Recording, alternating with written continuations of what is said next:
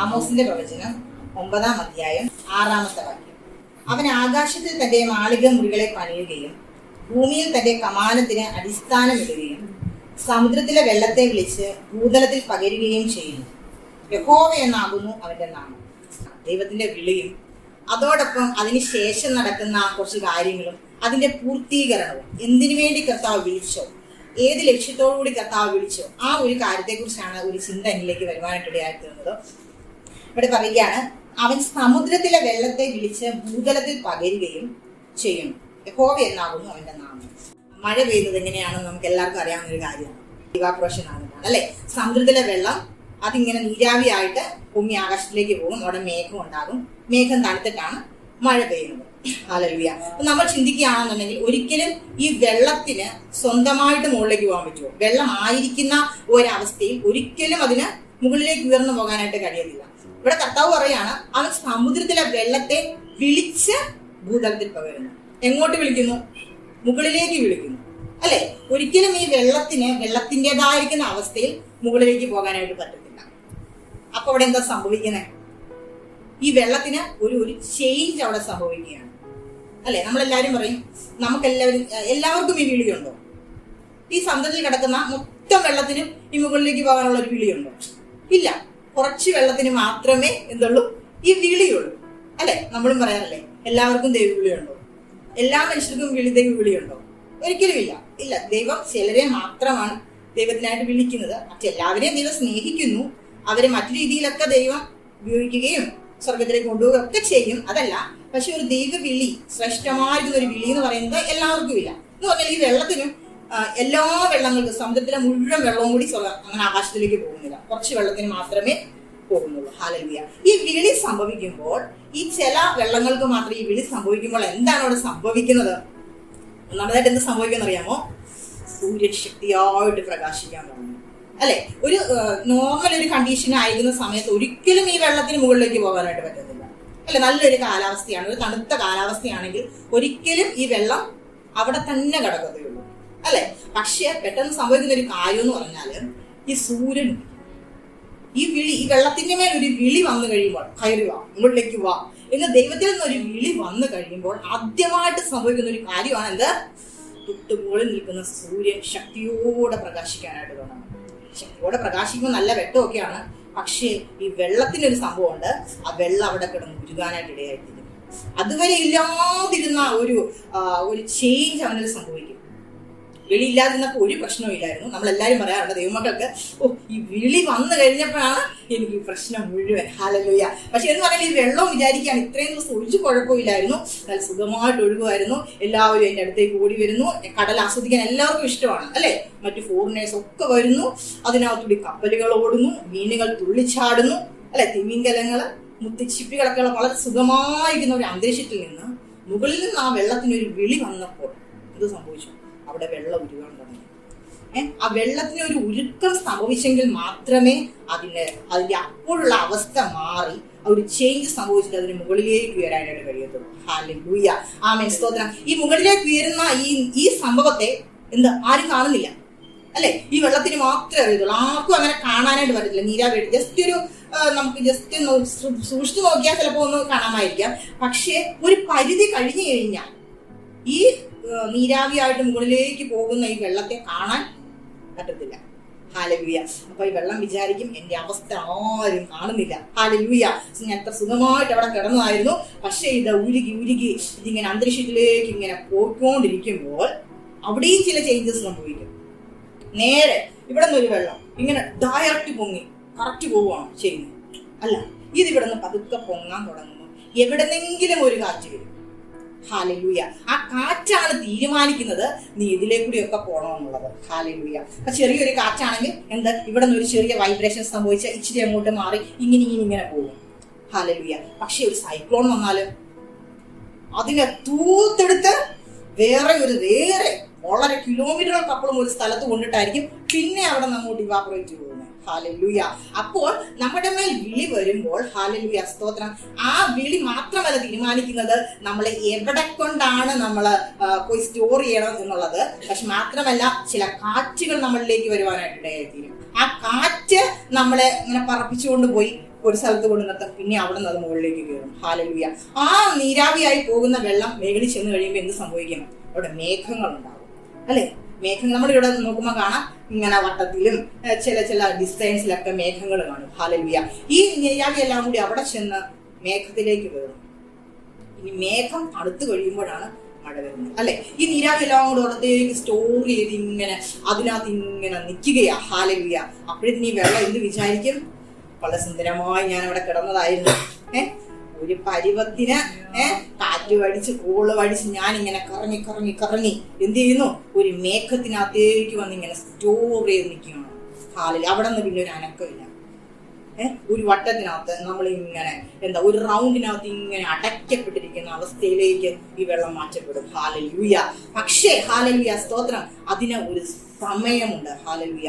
ഒരിക്കലും ഒരു ബന്ധനത്തിനോ ഏതെങ്കിലും പിശാചിന്റെ ഒരു പദ്ധതിക്കോ ഈ വെള്ളത്തിന്, ഒരു റൗണ്ടിന്, ഒരിക്കലും ഒരു സർക്കിളിന് ഈ വെള്ളത്തെ ഹല്ലേലൂയ ഒരു പരിധി കഴിഞ്ഞാൽ പിന്നെ വെച്ചുകൊണ്ടിരിക്കാനായിട്ട് പറ്റത്തില്ല. ഹല്ലേലൂയ. പക്ഷെ പരിധി കഴിയുമ്പോൾ ഹല്ലേലൂയ ഈ മേഘത്തെ പൊട്ടിച്ചുകൊണ്ട് എന്ത് ചെയ്യുന്നറിയാമോ?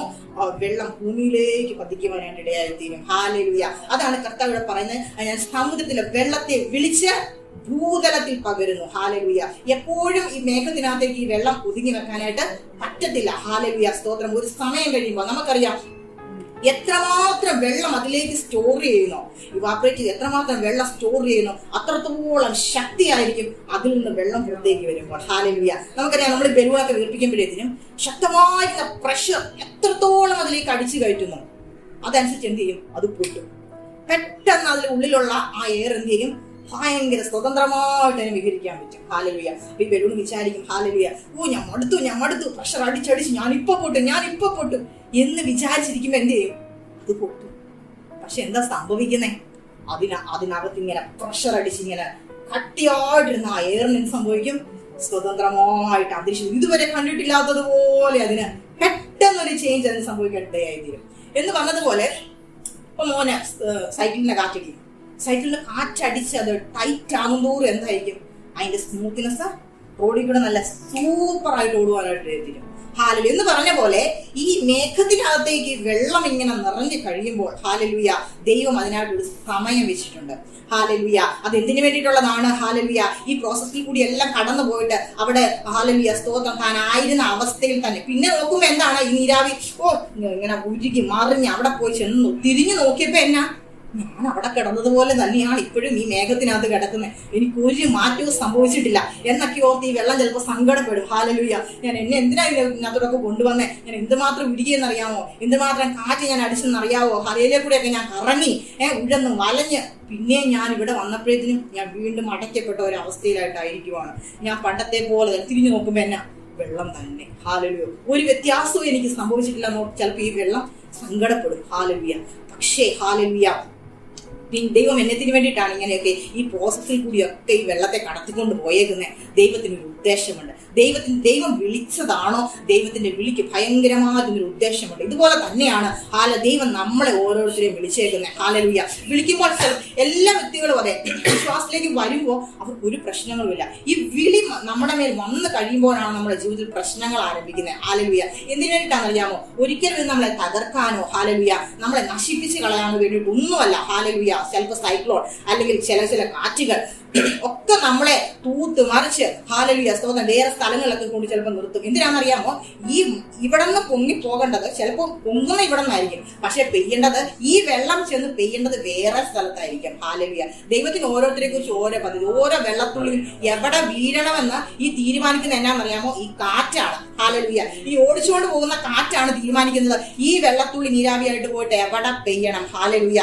ഇത് വയലിൽ പെയ്യണോ? ഹല്ലേലൂയ. കുഞ്ഞുങ്ങൾക്ക് കുളിക്കാനായിട്ട് പുഴയിൽ പെയ്യണോ? ഹല്ലേലൂയ, സ്തോത്രം. സസ്യങ്ങളുടെ മേൽ വീഴണോ? ഹല്ലേലൂയ. എന്നൊക്കെ തീരുമാനിക്കുന്നത് എന്താണെന്നറിയാമോ? ഈ കാറ്റുകളാണ്. ദൈവമാണ് തീരുമാനിക്കുന്നത്. ഹല്ലേലൂയ. നീ എവിടെ പോയിട്ടാണ് സ്റ്റോർ ചെയ്യേണ്ടത്, എവിടെയാണ് നീ പെയ്യേണ്ടത് എന്ന് തീരുമാനിക്കുന്ന ദൈവമാണ്. ഹല്ലേലൂയ. അപ്പൊ ഇതിനൊറ്റ ഒരു ഇതേ ഉള്ളൂ, എന്താണ്? ഈ കാറ്റിനനുസരിച്ച് ഒന്ന് നിന്ന് കൊടുക്കുക എന്ന് മാത്രമേ ഹല്ലേലൂയ ഇതിന് പറയാനായിട്ട് പറ്റത്തുള്ളൂ. അപ്പോൾ ഹല്ലേലൂയ കർത്താവ് ഇവിടെ പറയുകയാണ് ദൈവത്തിന്റെ വിളി. ഹല്ലേലൂയ. ഈ വിളി എന്തിനു വേണ്ടിയിട്ടുള്ളതാണ്?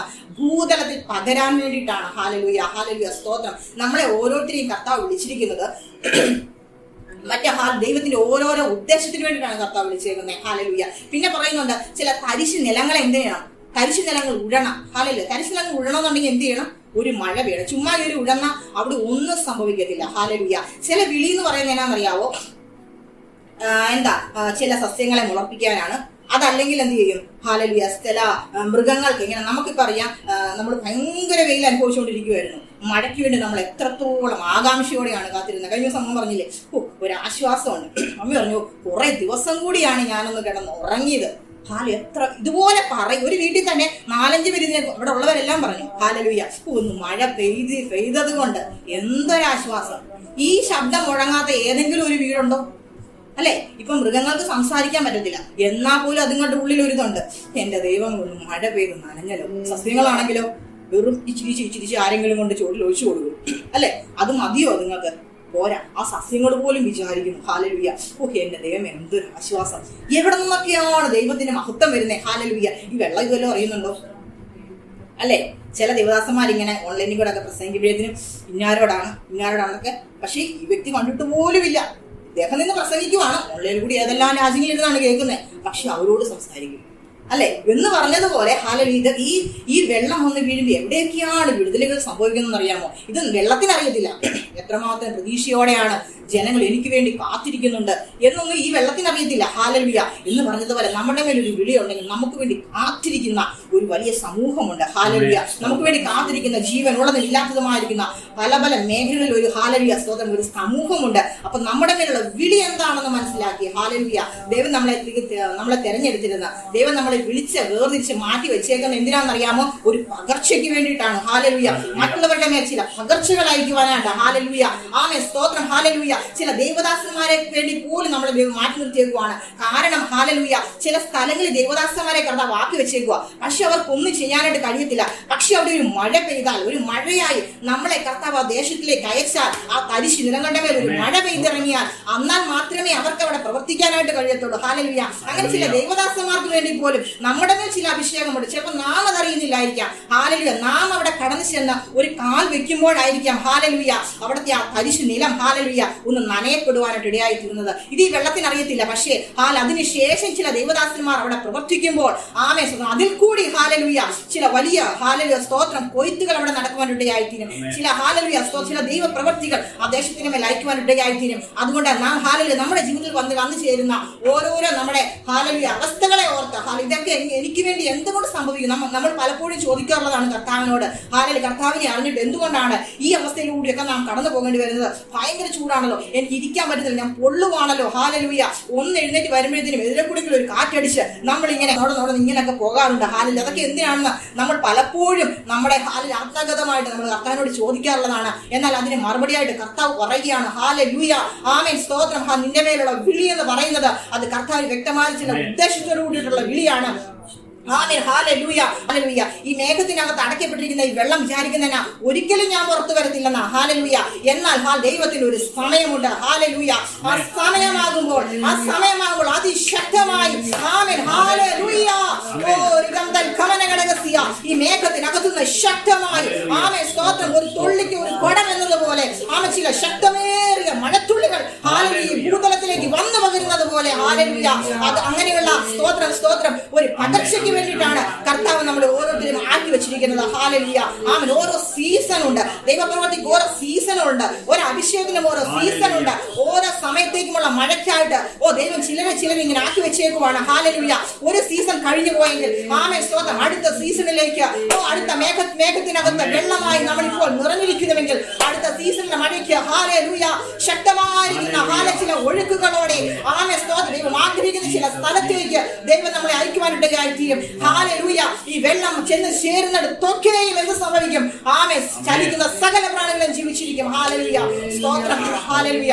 അങ്ങനെയാണെങ്കിൽ ഇന്ന് പകൽക്കാലം ആമേൻ നാം ഭാരപ്പെടേണ്ട, നാം പ്രയാസപ്പെടേണ്ട നമ്മുടെ ജീവിത സാഹചര്യങ്ങളെ ഓർത്ത് ഞാൻ ഇങ്ങനെയൊക്കെയാണല്ലോ. ഹല്ലേലൂയ. ഞാൻ അടയ്ക്കപ്പെട്ടിരിക്കുന്ന അവസ്ഥയിലാണല്ലോ, ഞാൻ ഉരുകുന്ന അവസ്ഥയിലാണല്ലോ, എന്നെ ആരും കാണുന്നില്ലല്ലോ. ഹല്ലേലൂയ. ആമേൻ. നമ്മൾ ഈ നിരവിയായി പോകുമ്പോൾ ഒരുപക്ഷെ നമ്മളെ കാണാൻ ആരും ഉണ്ടാകത്തില്ല. ഹല്ലേലൂയ. സ്തോത്രം. നമ്മൾ അന്തരീക്ഷത്തിൽ ഇങ്ങനെ ആമേൻ. സ്തോത്രം. ഹല്ലേലൂയ. ആകാശത്തിനും ഭൂമിക്കും മധ്യേ എന്നൊക്കെ പറയുന്നത് പോലെ നമ്മളിങ്ങനെ മേലോട്ട് നോക്കി ആകാശവും കീഴോട്ട് നോക്കിയ ഭൂമിയും എന്നുള്ള അവസ്ഥയിലൊക്കെയാണ് നീരാവി ഇങ്ങനെ ഹാലലൂയ പാറി പറന്ന് നടക്കുന്നത്. പക്ഷേ ഹാലലൂയ അത് നമ്മുടെ അവസാനമല്ല. ഹാലലൂയ ദൈവം ഉദ്ദേശിക്കുന്ന ഒരു സ്ഥലത്ത് ദൈവം നമ്മളെ എത്തിച്ചിട്ട് ആമേൻ ഹല്ലേലൂയ എല്ലാവർക്കും കാണത്തക്കതുപോലെ ആമേൻ സ്തോത്രം കണ്ണിന് കാണത്തക്കതുപോലെ ഒരു മഴയായി നമ്മളെ പെയ്തിറക്കുവാൻ നമ്മുടെ ദൈവത്തിന് ശക്തിയുണ്ട്. ഹാലലൂയ അന്ന് എല്ലാവരും കാണും. ഹാലലൂയ നമ്മളുടെ മേലുള്ള അഭിഷേകം എന്താണെന്ന്, നമ്മുടെ മേലുള്ള വിളി എന്താണ്, എന്തിനു വേണ്ടിയാണ് ആമേൻ നാം ഉരുകി ഹാലലൂയ ഓ സ്തോത്രം ഹല്ലേലൂയ ഓ സ്തോത്രം ഏതൊരു തലത്തിലേക്ക് നമ്മൾ കയറിപ്പോയതെന്ന് ഹാലലൂയ അന്ന് എല്ലാവരും കാണുവാനായിട്ട് ഇടയായിത്തീരും. ഹാലലൂയ അന്ന് എല്ലാവരും അത് അനുഭവിക്കുവാനായിട്ട് ഇടയായിത്തീരും. ഹാലലൂയ സ്തോത്രം സ്തോത്രം ഹാലലൂയ. അതിനായിട്ട് കർത്താവിന്റെ കരങ്ങളിലേക്ക് നമ്മളെ തന്നെ സമർപ്പിക്കാം. ഇന്ന് പകൽക്കാലം ഈ കേൾക്കപ്പെട്ട വചനത്തിന് മുമ്പാകെ നമുക്ക് നമ്മെ തന്നെ കർത്താവിന്റെ കരങ്ങളിലേക്ക് ഏൽപ്പിച്ചു കൊടുക്കാം. ഹാലലൂയ ഒരുപാട് കുറിവെറുപ്പുകൾ, ദൈവത്തോടുള്ള പരാതികൾ ഒക്കെ ഈ കാലത്ത് നമ്മുടെ ജീവിതത്തിൽ ഉണ്ടായിരുന്നിരിക്കാം.